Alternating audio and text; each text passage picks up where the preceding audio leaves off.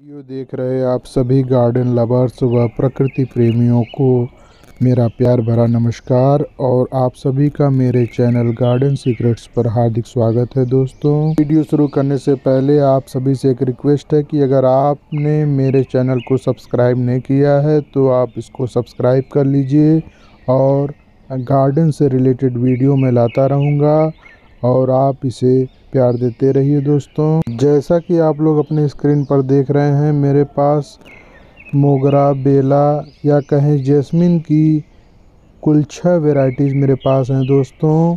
और आज के वीडियो में मैं आपको दिखाऊंगा कि कैसे हम अपने इन पौधों को तैयार करें जिससे कि आने वाले जाड़े तक हमें ढेर सारी कलियां और फूल इन पौधों पर मिलते रहें और हमारी बगिया महकती रहे।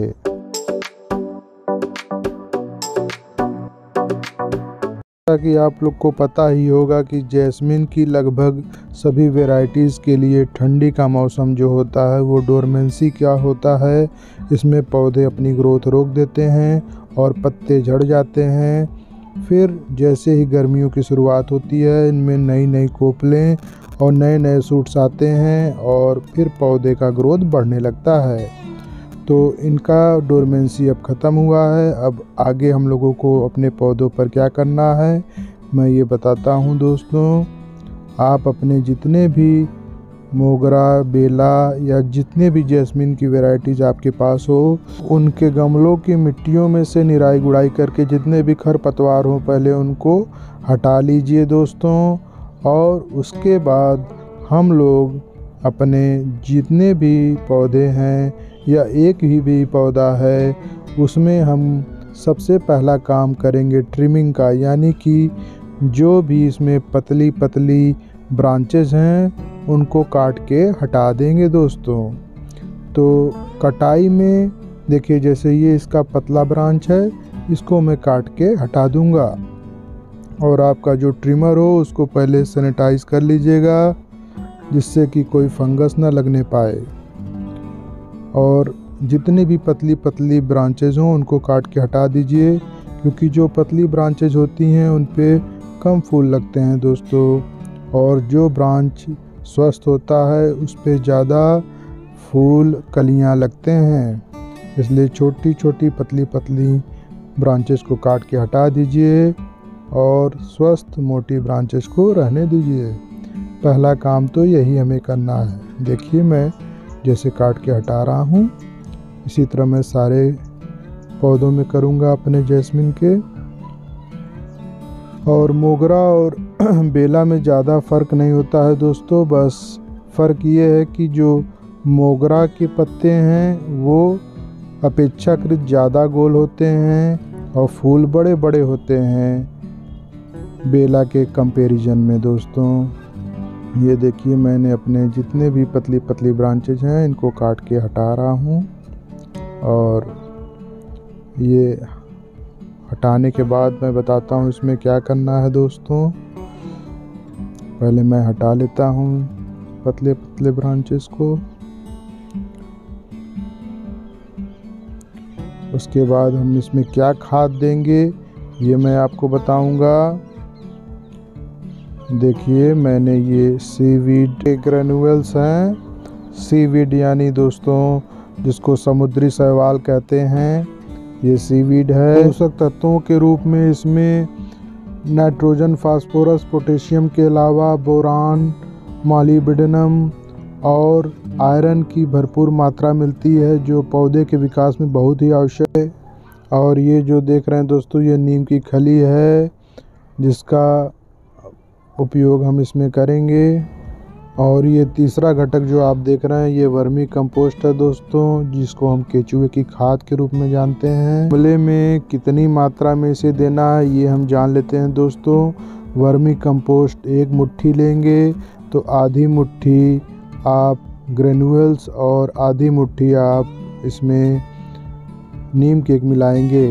और उसको डालने से पहले आप गमले में जो मिट्टी है उसको आधे से 1 इंच मिट्टी हटाएंगे। देखिए मैं कैसे हटाता हूँ। इस तरीके से आप पहले इसको देखिए, जो मिट्टी है ढीली कर लेंगे, हटा लेंगे। और आधी से 1 इंच की ऊपरी सतह हटाएंगे। मिट्टी इतनी हटानी है कि जो फाइब्रस रूट होते हैं पौधे के वो जड़ दिखने लग जाएं ऊपर के। उसके बाद तक हम इसकी मिट्टी हटा लेंगे, क्योंकि हम जो भी खाद इसमें दें वो सीधे पौधे इनटेक कर लें और अपनी ग्रोथ में वो इसका यूज कर लें। देखिए इस तरीके से मैं अपनी इस गमले की मिट्टी को हटा लिया। हटाने के बाद मैं बताता हूँ इसमें, आप देखिए जो आपने इन तीनों फर्टिलाइज़र का जो मिक्सचर तैयार किया है, देखिए ये वर्मी कंपोस्ट एक मुट्ठी वर्मी कंपोस्ट,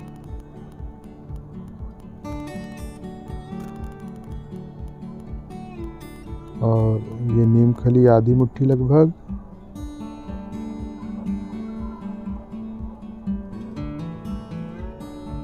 और इसमें इतने ही लगभग ग्रेनुअल्स, ये जो सीवीड के ग्रेनुअल्स हैं इनको मिला लेंगे और अच्छी तरह मिला के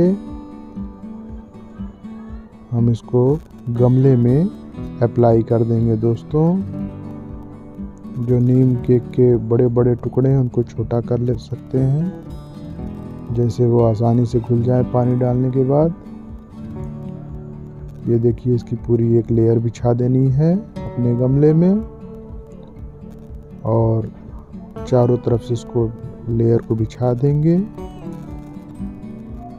इस तरह से।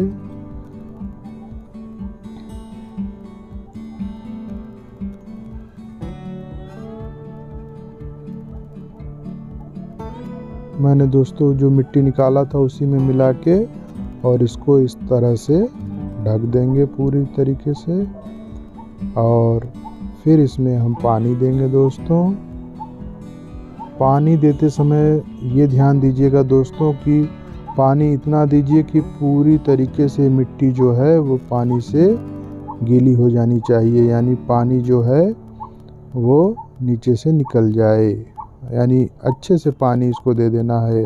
उसके बाद अपने गमले को सूर्य का प्रकाश जहाँ आता वहाँ रख देंगे।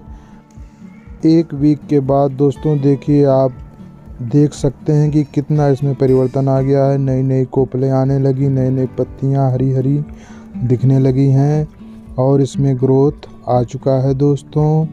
और इसी के बाद अब इसमें कलियां और कलियों के बाद फूल आना शुरू होंगे दोस्तों। उसके बाद आपकी बगिया महक उठेगी।